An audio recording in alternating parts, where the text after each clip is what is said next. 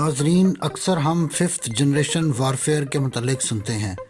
جدید دور میں ماڈرن ذرائع ابلاغ کو استعمال کرتے ہوئے مختلف نظریات کو پھیلانے کے لیے پروپیگنڈا کیا جاتا ہے،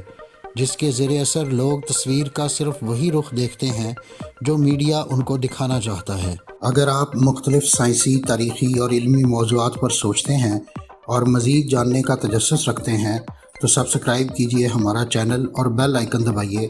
تاکہ ان موضوعات پر تیار کی گئی ہماری ویڈیوز آپ کو فوری مل سکیں۔ پاکستان اور اسلام دنیا بھر میں جاری اس پروپیگنڈا اور ففتھ جنریشن وارفیئر کا خصوصی نشانہ ہے۔ حال ہی میں یورپی یونین میں جھوٹی خبروں اور پروپیگنڈا کے حوالے سے کام کرنے والے تحقیقی ادارے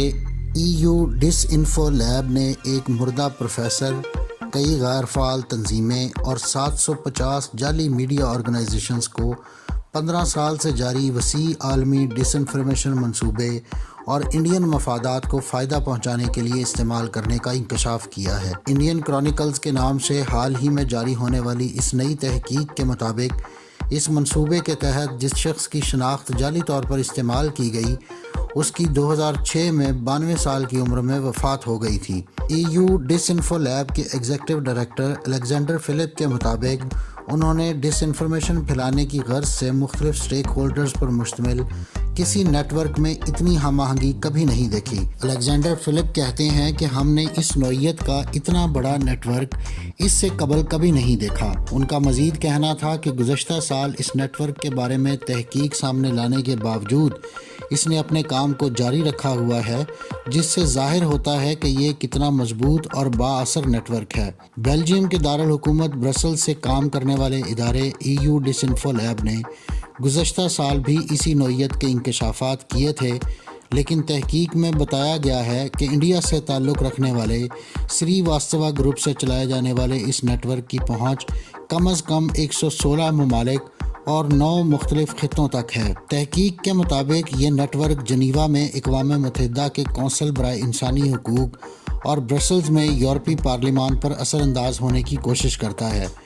اس سلسلے میں یہ نیٹ ورک مشکوک یا جعلی NGOs، 700 سے زائد جعلی میڈیا ادارے، فرضی شناخت اختیار کر کے یا دوسروں کی شناخت چرا کر یا ایک کیس میں تو انسانی حقوق پر کام کرنے والی ایک انتہائی معتبر شخصیت کو زندہ کر کے اپنے مقاصد پورے کرنے پر کام کرتا رہا ہے۔ اس کے علاوہ اس نیٹ ورک کی حکمت عملی کا ایک اہم طریقہ یہ بھی ہے کہ میڈیا کے جعلی اداروں پر شائع ہونے والی خبروں کو انڈیا کی سب سے بڑی news wire agency Asian news international کے ذریعے کریڈیبلٹی دلائے اور مزید آگے پھیلائے۔ EU ڈس انفو لیب نے اس نیٹ ورک کے پیچھے سری واستوا گروپ کو ملوث پایا تھا، لیکن وہ اس سے زیادہ معلومات یا حتمی طور پر یہ ثابت نہیں کر سکے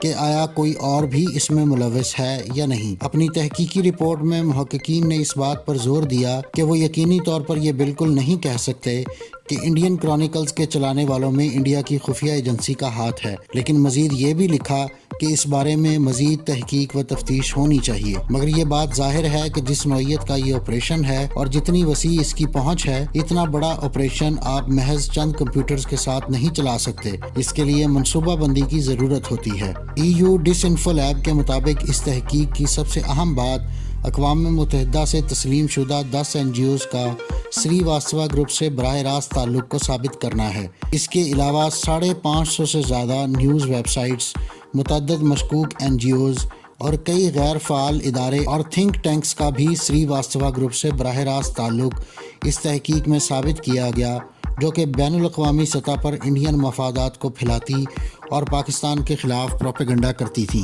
تحقیق کے مطابق سری واستوا گروپ کے اس آپریشن کا آغاز سن 2005 کے آخر میں ہوا، جو کہ UNHRC کے قیام سے چند ماہ قبل تھا۔ محققین کو commission to study organization of peace نامی ایک NGO کا نام بالخصوص کھٹکا، جس کا قیام 1930 میں ہوا تھا اور وہ 1975 سے غیر فعال تھی۔ اچنبے کی بات یہ تھی کہ تحقیق میں نظر آیا کہ اس ادارے کی ایک سابق چیئرمین پروفیسر لوئس B. سوہن کا نام 2007 میں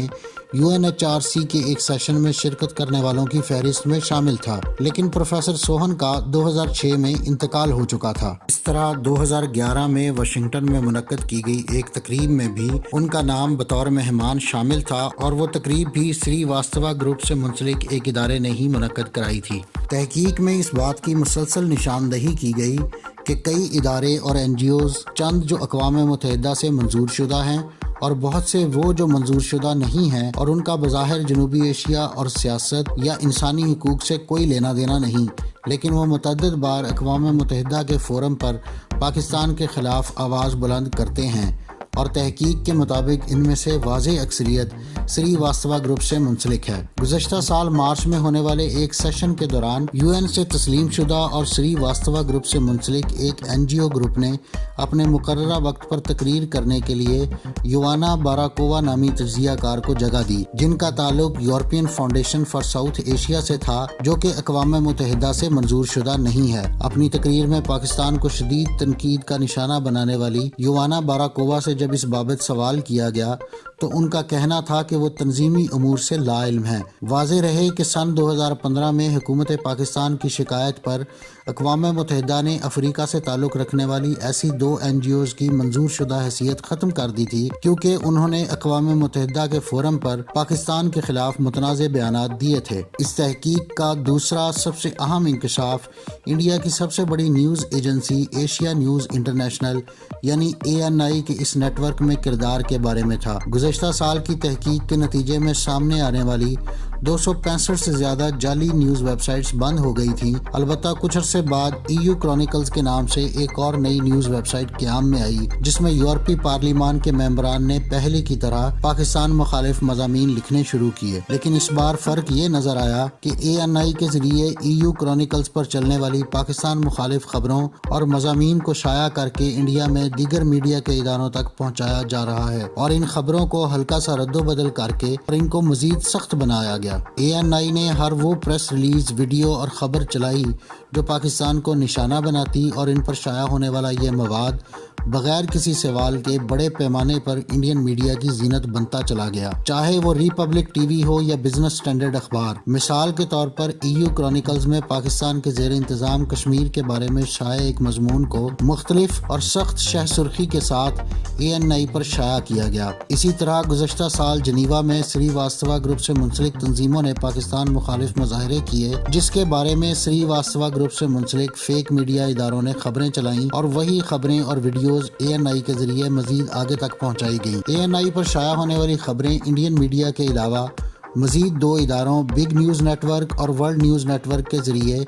95 سے زیادہ ممالک میں 500 سے زیادہ فیک نیوز ویب سائٹس پر بھی شائع ہوتی رہی ہیں۔ یہاں یہ بتانا ضروری ہوگا کہ معتبر انڈین جریدے دا کاراوان میں ANI اور انڈین حکومت اور انڈین خفیہ اداروں کے درمیان تعلقات پر مضمون شائع ہوا تھا،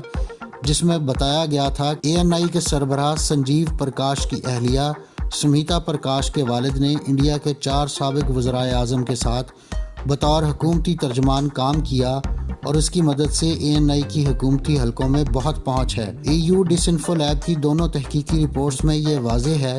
کہ پورے نیٹ ورک کو چلانے میں اہم ترین کردار انکت سری واستوا کا ہے، جو اس گروپ کے نائب چیئرمین ہیں۔ وہ اپنے گروپ کے 1991 سے قائم اخبار نیو دہلی ٹائمز کے مدیر ہیں، اور اس کے علاوہ ان کے ذاتی ای میل ایڈریس اور ان کی کمپنی کی ای میل سے 400 سے زیادہ ویب سائٹس کے نام رجسٹر کیے گئے ہیں۔ پھر ذکر آتا ہے سری واستوا گروپ سے منسلک ایک پراسرار ٹیکنالوجی کمپنی اگلایا کی، جس کے مالک کا نام بظاہر انکور سری واستوا ہے، اور اس کمپنی کا پتہ بھی وہی ہے جو سری واستوا گروپ سے منسلک ہر ادارے کا ہے۔ اگلایا کی ویب سائٹ اس سال فروری سے غیر فعال ہے، لیکن چند برس پہلے تک یہ کمپنی دنیا بھر میں اپنی ہیکنگ اور جاسوسی کرنے والے آلات اور ٹیکنالوجی اور انفارمیشن وارفیئر سروس کی بھرپور تشہیر کر رہی تھی۔ اگلایا نے اپنے اشتہار میں دعویٰ کیا تھا کہ ان کے پاس ملکوں کو نقصان پہنچانے کی صلاحیت ہے، اور 3 سال قبل امریکی جریدے فوربس کو دیے گئے انٹرویو میں انکور سری واستوا نے دعویٰ کیا تھا کہ وہ صرف انڈین خفیہ اداروں کو اپنی خدمات اور مصنوعات فراہم کرتے ہیں۔ عالمی اداروں کے پلیٹ فارمز کو اپنے مقاصد کے حصول کے لیے غلط انداز میں استعمال کرنے پر دنیا بھر کے ماہرین اور دانشور متفق ہیں کہ اس سلسلے میں انڈیا کے خلاف کارروائی کی جانی چاہیے۔ ذرا تصور کریں کہ اگر یہ نیٹ ورک چائنا یا روس چلا رہے ہوتے تو مغربی دنیا میں کیسا بھونچال پیدا ہوتا، مگر یہ انتہائی افسوسناک ہے کہ اعلیٰ اخلاقی قدروں کا پرچار کرنے والے ترقی یافتہ ممالک اس دھوکہ دہی اور فراڈ پر مکمل خاموش ہیں، حالانکہ اس نیٹ ورک کے ذریعے انہیں بھی بیوقوف بنا کر ان کا فائدہ اٹھایا گیا ہے۔ اس نیٹ ورک پر مزید تحقیقات کے ساتھ ساتھ ایسا نظام بھی وضع کرنا چاہیے تاکہ آئندہ ان کریڈیبل پلیٹ فارمز کا ناجائز استعمال نہ کیا جا سکے۔ ڈس انفو لیب کے ماہرین کا بھی یہ کہنا ہے کہ اس نیٹ ورک کے خلاف کارروائی نہ ہونا ایک ناکامی ہوگی اور ڈس انفارمیشن پھیلانے والے یہ عناصر ایسے ہی لوگوں کو گمراہ کرتے رہیں گے۔